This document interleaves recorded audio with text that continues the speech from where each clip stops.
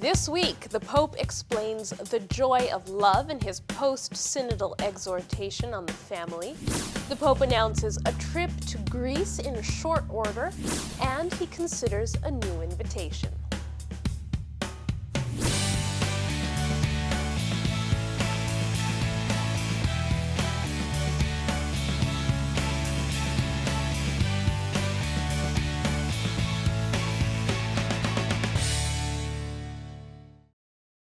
Hello and welcome to this edition of Vatican Connections. There's quite a bit going on, so let's take a look.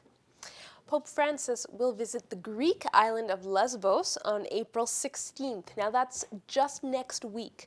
During the Jubilee year, Pope Francis has committed to making one special visit per month to highlight the places where God's mercy is needed and pours out. A Greek church news website reported, and the Vatican confirmed, that Pope Francis sent a letter to the Synod of the Greek Orthodox Church saying he wanted to visit the island to draw attention to the plight of refugees and migrants. Then the Ecumenical Patriarch Bartholomew formally invited Pope Francis to visit the island, which is currently home to refugees from Syria, Iraq, Libya, and several other countries. Now, Greece has just begun deporting these refugees to Turkey as part of a controversial deal worked out between the European Union and Ankara. Opponents say the deal violates international rules on the rights of refugees. It is also not clear what will happen to these deported migrants once they arrive back in Turkey. The Vatican released the Pope's prayer intention for the month of April, and here is Pope Francis himself telling us what he's praying for this month.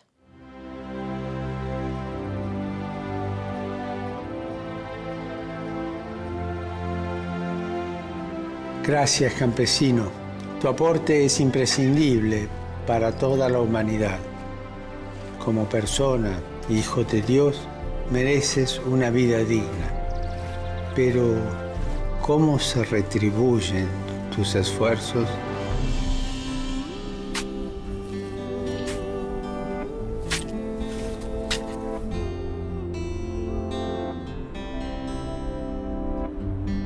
La tierra es un don de Dios.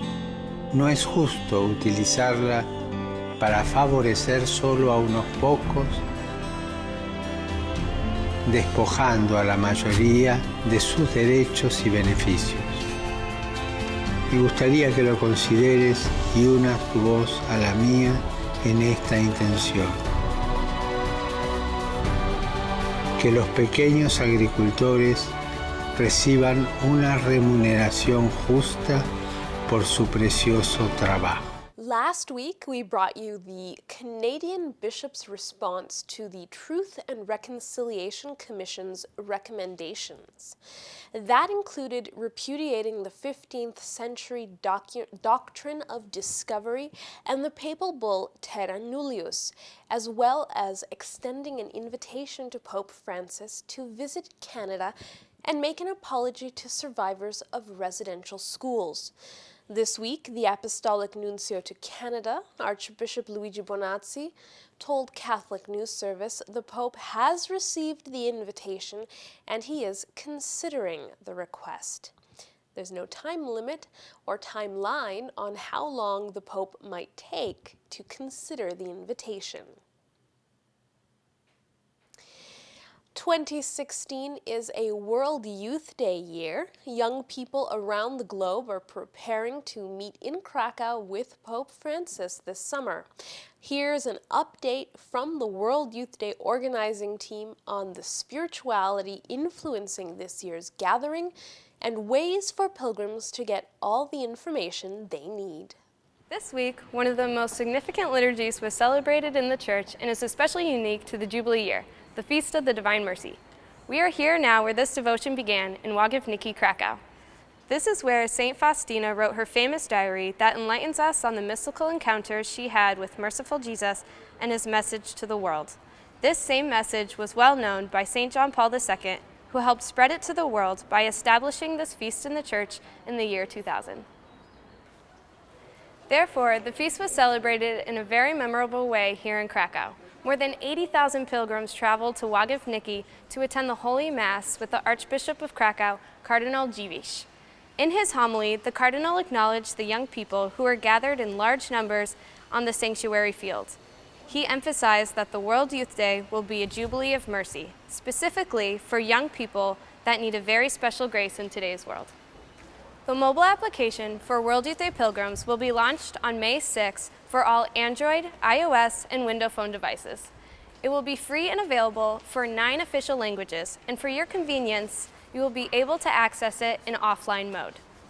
You can customize the application to enter your place of accommodation, the catechesis you want to participate in, or the places you would like to visit.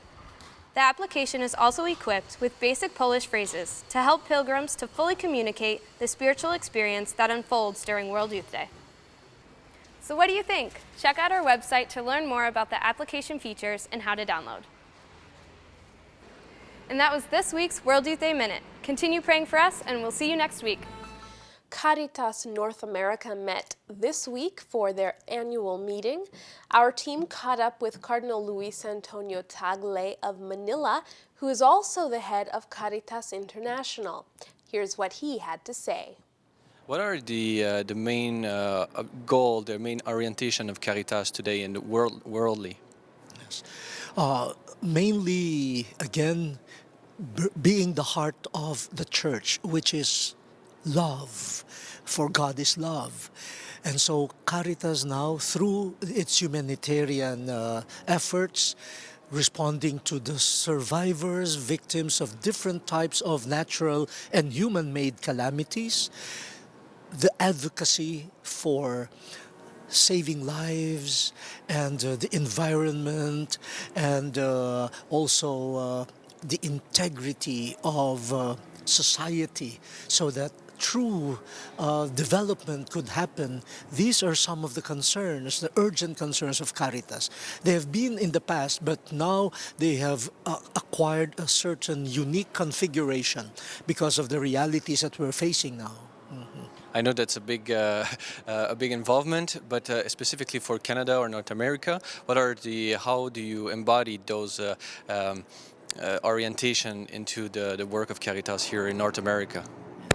In North America, from what I heard in the discussions, the work of Caritas happens on 2 levels. First, on the local level, there are a lot of poor people, displaced people, people who are homeless, and then you have specific groups like children that need to be protected. You have women. You also have refugees coming to North America. You have the migrants. You have victims of trafficking. All those are local. But the beautiful thing about Caritas Canada, Development and Peace, and Caritas the United States, the charities, Catholic Charities, and the CRS, Catholic Relief Services, both of your countries have Caritas involvement outside of your country. And so you help a lot of people who have been affected by climate change, affected also by wars and conflicts.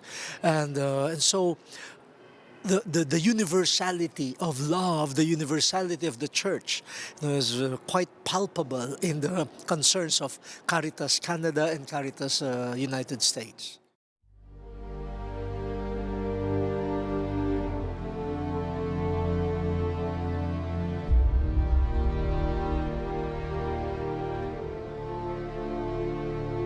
Do you want an exclusive tour of St. Peter's and the other papal basilicas of Rome? Well, in June, you will be able to get that tour from the comfort of your local movie theater. A 3D film called The Papal Basilicas of Rome will be in theaters June 9th at select theaters around the world. The film was produced by Vatican Television and Sky 3D in collaboration with the Italian Ministry of Heritage. Check with your local movie theater to find out if they'll be showing this unique film.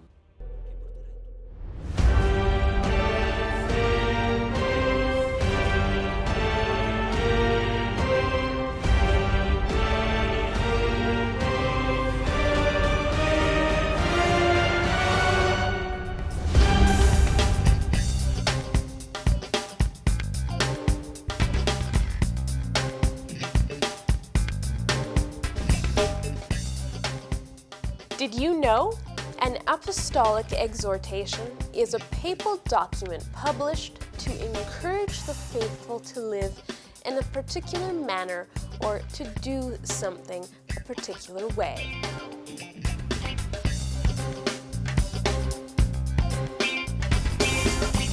Pope Francis's post-synodal exhortation was released today, so let's take a look. It is called Amoris Laetitia, or The Joy of Love, and it is 255 pages long in English. That's just the text part of it, the actual exhortation part. Some points in the document are taken from the final report of the Synod of Bishops to the Pope in 2015. Now, what's in the exhortation? Let's look.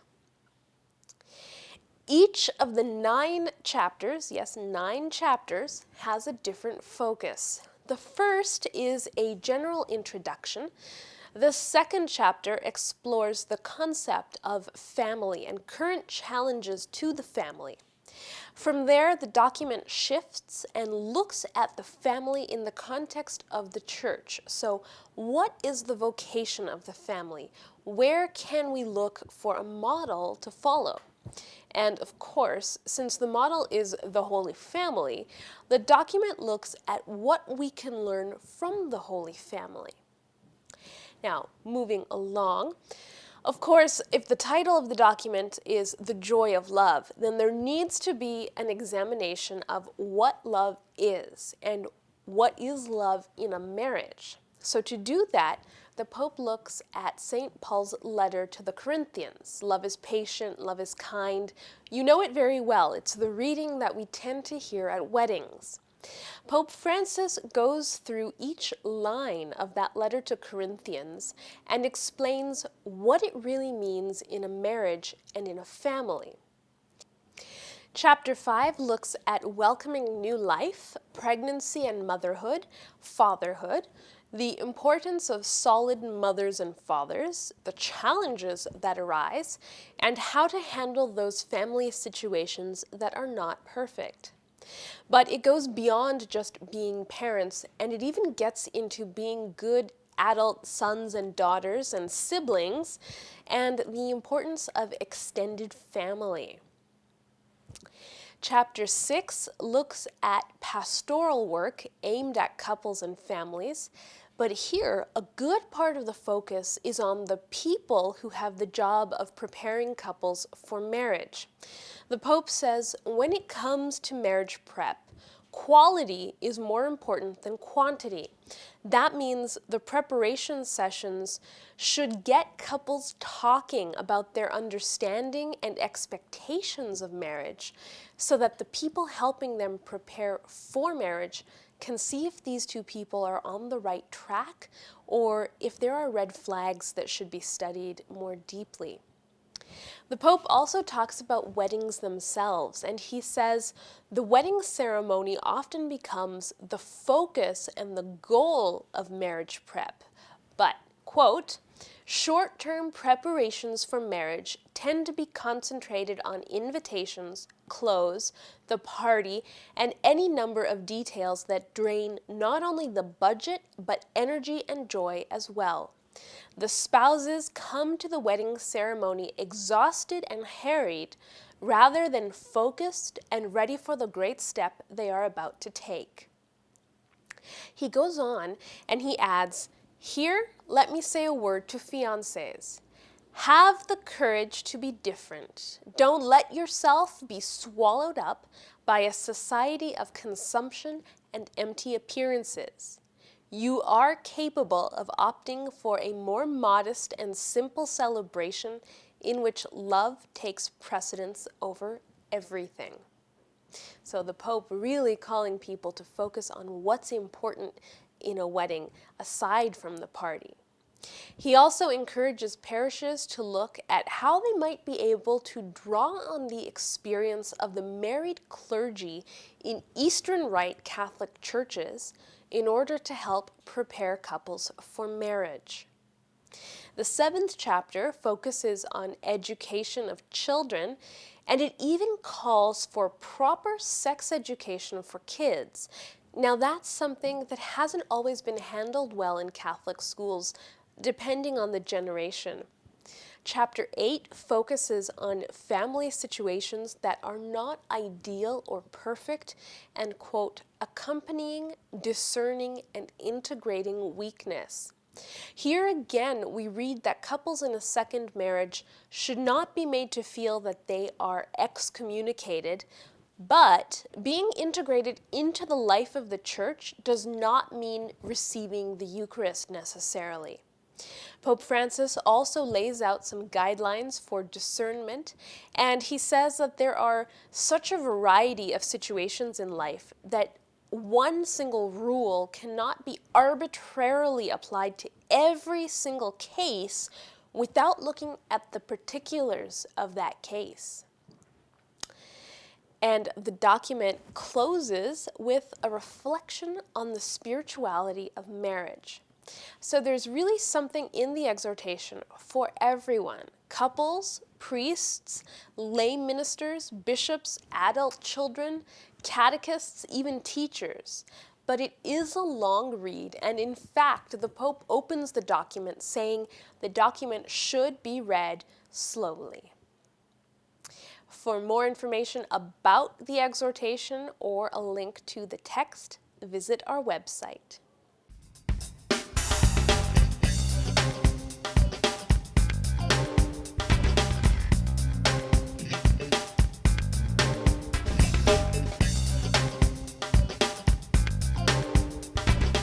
Let's look now at what Pope Francis has been doing this week.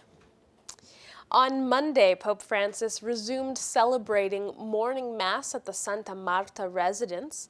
During his homily, he asked the people present to question whether they are people who respond to the Lord's call or look the other way to avoid answering. Wednesday was the general audience. Pope Francis spoke about the infiniteness of God's mercy. Catholic News Service has more. Mentre sta per morire innocente per noi peccatori, egli supplica il Padre: Padre, perdonali, perché non sanno quello che fanno.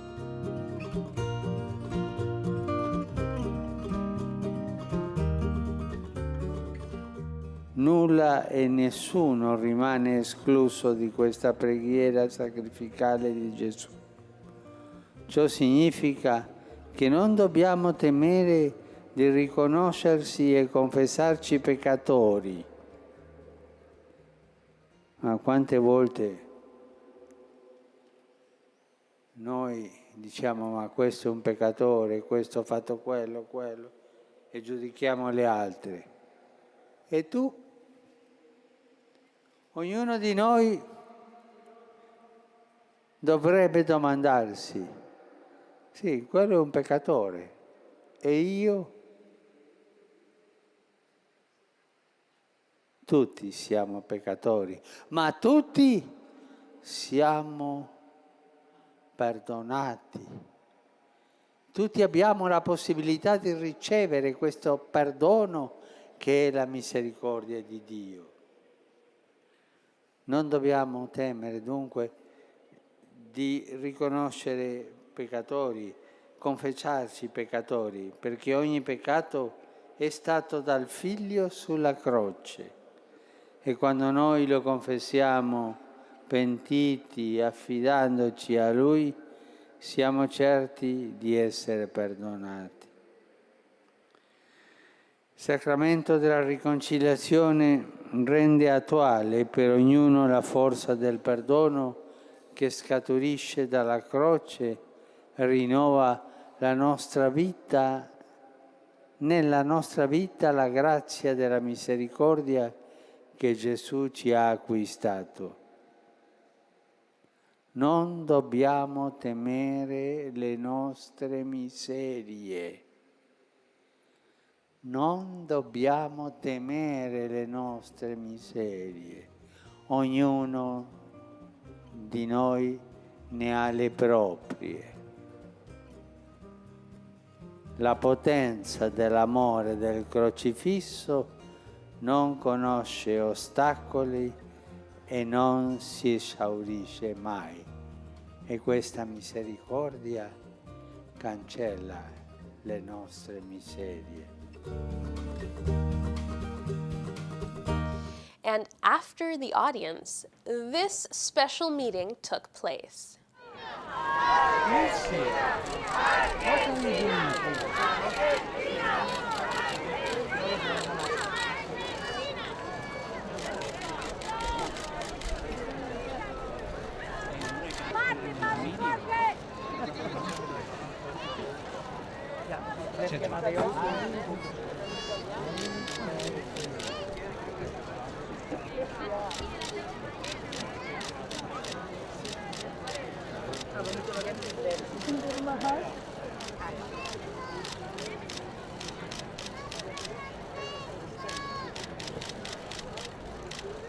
That was Lizzie Myers, a young girl from the US who is going blind. Her parents had created a visual bucket list of things they want her to be able to see before her vision is taken from her. Pope Francis blessed her eyes. And on Thursday, Pope Francis met with the World Methodist Council. The council was in Rome to open the Methodist Ecumenical Center in the Eternal City. The pontiff noted that 50 years have passed since the Catholic Methodist Theological Commission began its work, and there is a dialogue between the two churches based on respect and fraternity.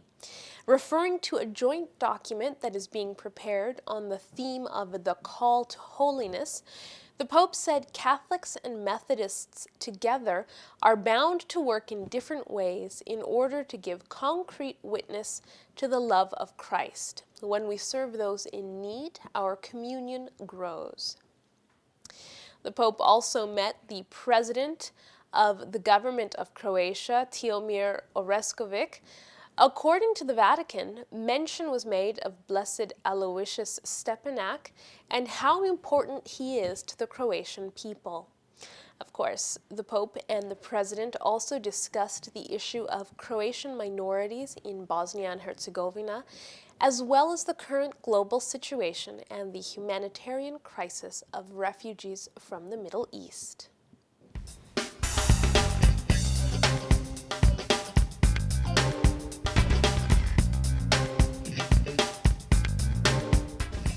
And let's take a look now at who has a new job this week. Pope Francis named Archbishop Francisco Padilla the new nuncio to Kuwait and the apostolic delegate to the Arabian Peninsula. Archbishop Padilla was previously the nuncio to Tanzania. In Haiti, the Pope has named Father Desinor Jean the new bishop of Hinche. Now, he is a priest of Port-au-Prince, and he was serving as director of Radio Télé Soleil.